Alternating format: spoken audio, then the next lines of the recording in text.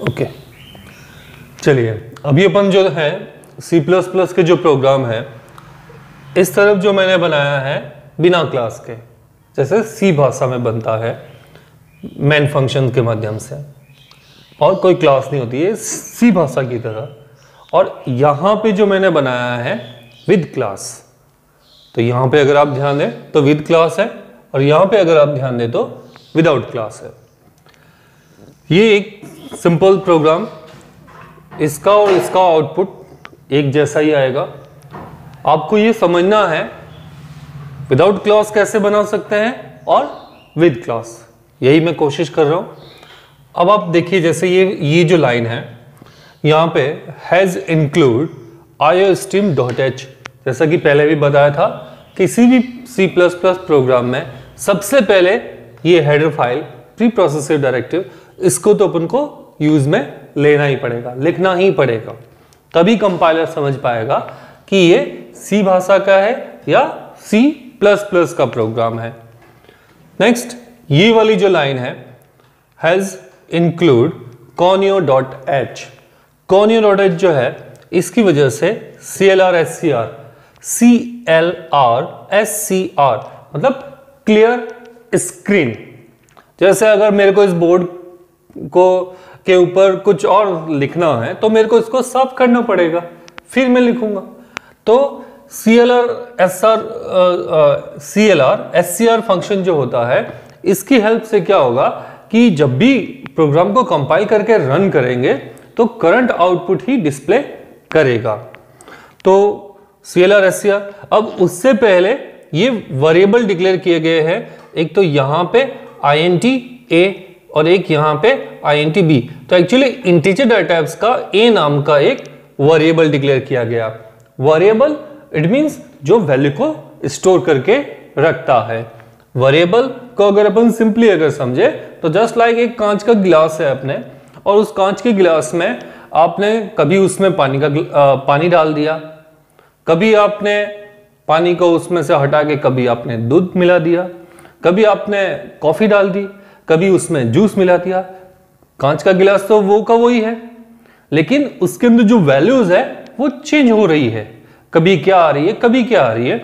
बिल्कुल वैसे ही वेरिएबल जो होता है उसके अंदर आप जब चाहे तब जैसे चाहे वैसे अपन उसमें वैल्यूज दे सकते हैं, लेकिन आप उसमें किस तरह की वैल्यूज देना चाहते हैं वो पहले से आपको फिक्स करना पड़ेगा। उसके अकॉर्डिंग ही डाटा टाइप को चूज करना पड़ेगा, उसके सामने लिखना पड़ेगा। अब जैसे ये लिखा हुआ इंटीजर डाटा टाइप्स का a नाम का वेरिएबल, इट मींस इसकी जो प्रॉपर्टी है, इसके जो गुण है वो सारे इसमें आ जाएंगे। और ये जो a जो है यह एक ग्लोबल वेरिएबल है। वेरिएबल दो तरह के होते हैं, ग्लोबल वेरिएबल और लोकल वेरिएबल। अब जो लोकल वेरिएबल होता है वो किसी न किसी ब्लॉक में होता है, ये दोनों के दोनों जो है वो लोकल वेरिएबल है, और ये जो है वो ग्लोबल, ये किसी फंक्शन में नहीं है इसलिए ये ग्लोबल है। तो ये इसका जो स्कोप है, कार्य क्षेत्र, वर्किंग पूरे प्रोग्राम में हो सकती है।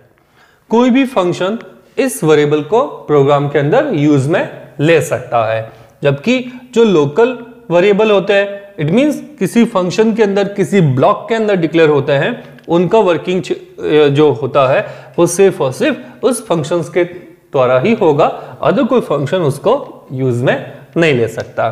तो यहां पे टोटल जो है एक तो a नाम का वेरिएबल डिक्लेयर किया गया है, एक b नाम का वेरिएबल और एक है सम नाम का वेरिएबल डिक्लेयर किया गया। अब ये तीनों के तीनों जो है वो इंटीजर डाटा टाइप्स के हैं। अब यहां पे नेक्स्ट इस लाइन में अगर आप ध्यान दें तो यहां पे वॉइड मेन फंक्शन, तो मेन फंक्शन से पहले अगर आप वॉइड लिखते हो तो इट मींस ये हुआ कि ये फंक्शन मेन फंक्शन जो है वो कोई भी वैल्यू रिटर्न नहीं करेगा। और अगर वैल्यू रिटर्न करवानी हो तो किस तरह की, इंटीजर डाटा टाइप्स की या फ्लोट डाटा टाइप्स की, जिस भी डाटा टाइप्स की वैल्यू रिटर्न करवानी हो तो वो डाटा टाइप का नाम यहाँ पे लिखना पड़ेगा। Next curly bracket open, it means main function का बाउंड्री जो उसका ब्लॉक है वो यहां से स्टार्ट हो रहा है। यहां पे इंटीजर डाटा टाइप्स का b और सम दो वेरिएबल डिक्लेयर किए गए। अब यहाँ पे ब्लैंक स्पेस भी नहीं दे सकते, अदरवाइज एरर आएगा तो यहाँ पे ये कॉमा ये क्या कर रहा है, इन दोनों को सेपरेट करने का काम कर रहा है। Next CLR SCR function cout enter any two values. पहले के वीडियोस में अपने देखा था कि सी आउट जो है वो आउटपुट देने का काम करता है। जैसे सी भाषा के अंदर प्रिंटफ फंक्शन होता है आउटपुट देने के लिए और इनपुट लेने के लिए सी लैंग्वेज में स्कैनफ होता है, वैसे ही C++ में कोई भी आउटपुट अगर आपको देना है तो उसके लिए सी आउट का यूज होगा। और किसी वेरिएबल में कोई वैल्यूज अगर आपको इनपुट करवानी है तो उसके लिए सीन का यूज होगा। तो यहां पे सबसे पहले ये वाला जैसे प्रोसेस होगा एंटर एनी टू वैल्यूज, तो आउटपुट में सीधा ये आएगा एंटर एनी टू वैल्यूज। फिर आप जो भी वैल्यू देंगे, सपोज करिए पहला वैल्यू आपने 5 दिया, फिर आपने एंटर प्रेस किया, दूसरा वैल्यू आपने 2 दिया, तो जो 5 दिया वो तो इसमें आ जाएगा A में स्टोर और जो 2 है वो B में स्टोर हो जाएगा। उसके बाद में नेक्स्ट ये वाला प्रोसेस शुरू होगा, तो इट मींस 5 + 2। तो अब ये जो ऑपरेटर है ये क्या कर रहा है, A और B दोनों वेरिएबल की वैल्यूज को प्लस ऐड करने का काम कर रहा है। ठीक है, ये क्या करेगा, इनकी वैल्यूज को ऐड करेगा, ऐड करके इसमें ट्रांसफर करेगा, किसमें, सम में। तो A के अंदर तो 5 और B के अंदर 2 स्टोर हो गया। अब सम जो है उसमें क्या स्टोर हो जाएगा, 7। ठीक है, नेक्स्ट जो है सी आउट टोटल इज इक्वल, तो आउटपुट में ये टोटल इज इक्वल आएगा, लेकिन उससे पहले यहाँ पे /n लिखा हुआ है। /n का मतलब ये होता है कि ये दर्शाया नहीं जाएगा, ये डिस्प्ले नहीं होगा, लेकिन इसका इफेक्ट दिखाई देगा। ये नॉन ग्राफिकल कैरेक्टर कांस्टेंट होता है, तो इसका इफेक्ट दिखाई देता है और ये खुद नहीं दिखाई देगा। तो और अदर वर्ड्स में या इजी लैंग्वेज में बोले तो न्यू लाइन के लिए /n का उपयोग किया जाता है। नेक्स्ट लाइन जो होगी वहां पे आपने जो भी लिखा है, जैसे भी आपने स्पेलिंग राइट रॉन्ग जो भी लिखा है, कैपिटल स्मॉल, वैसा का वैसा आ जाएगा। नेक्स्ट अब ये तो डबल कोट में मतलब स्ट्रिंग था वो आ गया। अब सी आउट क्या करता है, स्ट्रिंग को तो आउटपुट में देता ही है, उसके अलावा अगर आप वेरिएबल का नाम भी लिखते हो तो वेरिएबल के अंदर अगर कोई वैल्यू है तो उसको भी ये आउटपुट में देगा। और अभी करंटली वेरिएबल सम जो है उसमें वैल्यू 7 स्टोर है, तो 7 आउटपुट में आएगा। ठीक है, अब अपन बात करते हैं विद क्लास। एक चीज समझनी होगी कि सी भाषा का जो प्रोग्राम होता है वो top to bottom approach work करता है। इट मींस सी भाषा के अंदर स्टार्ट से एंड तक का प्रोसेस, जबकि C++ में अगर आप विद क्लास प्रोग्राम बनाते हैं तो वो बॉटम टू टॉप अप्रोच करता है। तो एक्चुअली ये जो पूरा प्रोग्राम है ये इतना सही नहीं है, यहां पे तो सिर्फ क्लास का ब्लॉक बना हुआ है, इसके नीचे का पोर्शन जो मैंने यहां पे लिखा हुआ है। ठीक है, तो सबसे पहले मेन फंक्शन जो है वो वर्किंग करेगा। अभी अपन स्टार्ट से देखते हैं इसको। जैसे विद क्लास C++ का प्रोग्राम अगर अपन को बनाना हो तो वही सबसे पहले hash include iostream.h, hash include conio.h start. Okay, with class अगर क्लास के माध्यम से बनाएंगे C++ में प्रोग्राम तो उसमें bottom to top approach working होता है। इसका मतलब ये हुआ कि पहले क्लास को डिफाइन किया जाता है, उसके बाद में मेन फंक्शन को, और कितने भी फंक्शन हो शुरुआत हमेशा प्रोग्राम का फ्लो सबसे पहले यहां से वर्किंग करना शुरू होगा मेन फंक्शन से। अब इसको अगर अपन देखें तो has include iostream.h, hash include conio.h, और एक क्लास बन रही है, क्लास का नाम दे रखा है डेमो। ठीक है, आप कोई भी क्लास का नाम दे सकते हैं, लेकिन किसी रिजर्व वर्ड को एज ए क्लास नेम आप वर्क में काम में नहीं ले सकते। तो क्लास जो है यहां से लगा के यहां तक, तो क्लास अपने आप में यूजर डिफाइंड डाटा टाइप्स होता है। अब इसके अंदर जो भी गुण होंगे, नॉर्मली क्या होता है कि जैसे यहां पे ये लिखा मैंने int x, तो इसके अंदर जो गुण है वो सारे इसमें आ जाएंगे। बिल्कुल वैसे ही क्लास के अंदर ये जो भी वेरिएबल डिक्लेयर हुए हैं, ठीक है, ए बी और सम, और ये जो फंक्शन, तो ये सब के सब एक ब्लॉक में हो जाएंगे और उस ब्लॉक का नाम है डेमो, एक यूनिट, ठीक है, डेमो। अब क्लास जो है उसको लिखते हैं तो पहले क्लास कीवर्ड होता है वो लिखेंगे, फिर यहाँ पे क्लास का नाम। तो जैसे यहाँ पे अभी आप देख सकते हैं यहाँ पे डेमो जो है वो क्लास का नाम दे रखा है। अब कर्ली ब्रैकेट ओपन और यहाँ पे int लिखा हुआ, it means integer data types का a और b और सम, ये तीन वेरिएबल डिक्लेयर किए गए हैं। अब क्लास में अगर आप एक्सेस मॉडिफायर, इट मींस तीन होते हैं एक्सेस मॉडिफायर, जैसे आप क्लास के जिसके अंदर आप क्लास के डाटा मेंबर को और मेंबर फंक्शंस को आप डिक्लेयर कर सकते हैं। तो एक होता है प्राइवेट, सेकंड होता है पब्लिक और थर्ड जो होता है प्रोटेक्टेड। तो बाय डिफॉल्ट अगर मैं यहाँ पे पब्लिक नहीं भी लिखता तो ये तीनों डाटा मेंबर और ये मेंबर फंक्शन, ये सब बाय डिफॉल्ट जो है वो प्राइवेट में काउंट होते हैं। अब जो प्राइवेट मेंबर्स जो होते हैं उसे क्लास की बाउंड्री के बाहर एक्सेस नहीं किया जा सकता किसी भी अन्य क्लास के ऑब्जेक्ट के माध्यम से। अब पब्लिक कीवर्ड का यूज है, एक्चुअली ये एक्सेस मॉडिफायर है। तो पब्लिक के अंदर गेट डाटा और शो, ये दो फंक्शन जो है जो दोनों के दोनों यूजर डिफाइन है, उनको यहाँ पे डिक्लेयर और डिफाइन किया गया है। अब जो वेरिएबल डिक्लेयर होते हैं उन्हें डाटा मेंबर कहा जाता है और जो फंक्शन डिक्लेयर होते हैं क्लास के अंदर उन्हें मेंबर फंक्शन कहा जाता है। तो ए बी और सम ये तीनों के तीनों प्राइवेट सेक्शंस में आ गए और पब्लिक के अंदर गेट डाटा और शो। अब एक्चुअली ये जो लिखा है वो इसके माध्यम से वैल्यू को ए और बी में इनपुट करवाई जाएगी और शो के माध्यम से उसका टोटल निकाल के उसको डिस्प्ले करवाया जाएगा। अब ये कैसे वर्किंग करते हैं वो देखिए आप, यहां पे आप देख सकते हैं मेन फंक्शन। एक्चुअली इस कोडिंग के जस्ट नीचे ये, और एक और चीज, curly bracket open curly bracket close. Class की बाउंड्री जब क्लोज होती है तो सेमीकोलन से बताना पड़ता है कि भाई क्लास का बाउंड्री यहीं पे कंप्लीट हो चुका है। क्लास की बाउंड्री यहां पे क्लोज हो रही है, यहाँ पे semicolon, it means finish class का ब्लॉक, ये जो यूनिट पूरी हो गई। Next main function. अब इसको अगर अपन देखें तो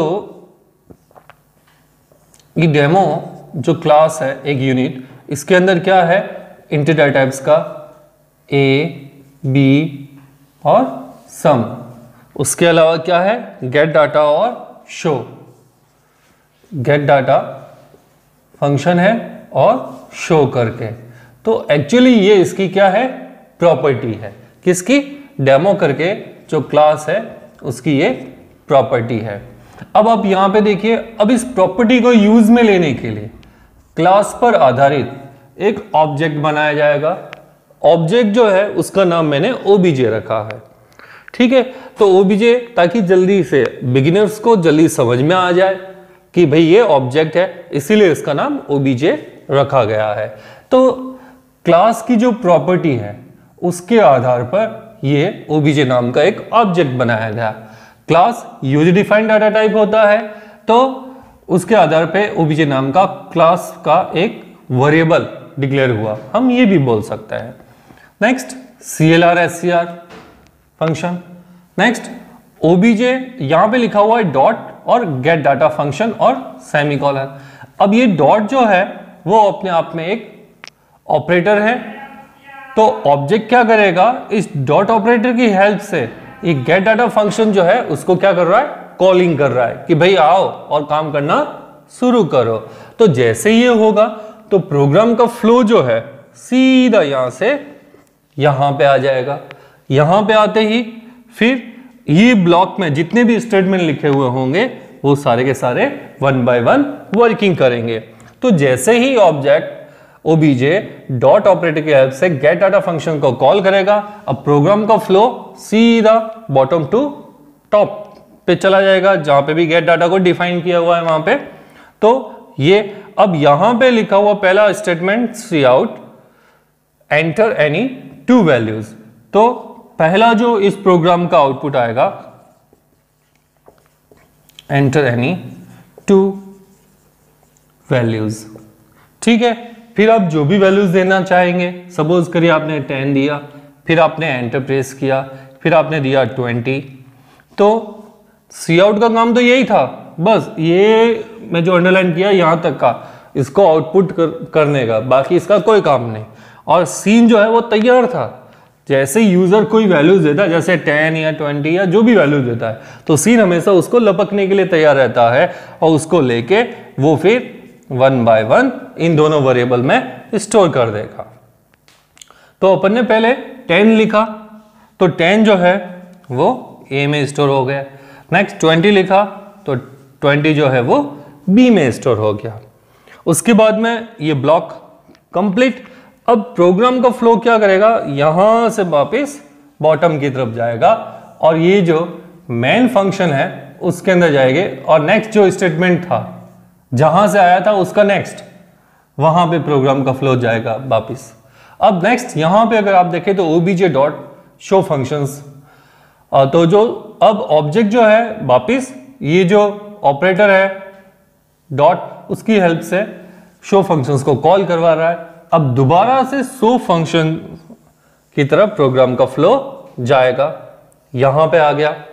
नेक्स्ट ये जो ब्लॉक है इसमें अब जो भी स्टेटमेंट जितने भी होंगे अब ये सारे वर्किंग करना शुरू करेंगे। तो सबसे पहले जो है वो होगा तो sum equal a plus B, तो a और b, तो a और b की वैल्यू, a की वैल्यू 10 और b की वैल्यू है 20। तो अब ये ऑपरेटर है, हम ये भी बोल सकते हैं कि ये एक एक्सप्रेशन है, ठीक है। तो ये एक्सप्रेशन, तो अब यहां पे 10 प्लस 20 इन सब का टोटल करके ये क्या करेगा, इसमें ट्रांसफर करेगा। क्यों, क्योंकि यहाँ पे इक्वल का सिंबल है, इट मींस इक्वल नॉर्मली अगर प्रोग्रामिंग लैंग्वेज के अकॉर्डिंग अगर बात करें तो असाइनमेंट ऑपरेटर है, तो इधर का वैल्यू ये क्या कर रहेगा, इस साइड में शिफ्ट करेगा उस वैल्यू को, तो सम में जाएगा। अब सम की वैल्यू क्या हो जाएगी 30 हो जाएगी। फिर नेक्स्ट ये वाला स्टेटमेंट, इसका काम हो गया। अब ये वाला, अब यहां पे लिखा हुआ सी आउट और स्लैश एन, वही नेक्स्ट लाइन, एक न्यू लाइन स्लैश ने एन की वजह से, और टोटल इज इक्वल, तो नेक्स्ट लाइन में आ जाएगा टोटल इज इक्वल। फिर सम, और जो सम है, अब सम की जो वैल्यू है 30, तो वो 30 वो आउटपुट में आ जाएगी। तो अभी जस्ट अपन ने देखा कि ये विद क्लास के माध्यम से C++ का प्रोग्राम था, जो बॉटम टू टॉप अप्रोच, मतलब सबसे पहले मेन फंक्शन ही एक्टिव होगा, चाहे कितने भी फंक्शन हो, मेन फंक्शन एक्टिव होगा और प्रोग्राम का फ्लो पूरा कंट्रोलिंग यहीं से होगा। यहां से वापस ऊपर की तरफ प्रोग्राम का फ्लो गया, फिर वापस उसमें गया, फिर वापस क्लास की बाउंड्री में आया। तो ये इस तरह से वर्किंग होता है। ये बहुत सिंपल सा प्रोग्राम है 2 नंबर प्लस करने का, लेकिन जब बड़े प्रोग्राम बनते हैं या इनहेरिटेंस वाले होते हैं तो उस वक्त ये क्लास बहुत काम आती है। Thank you.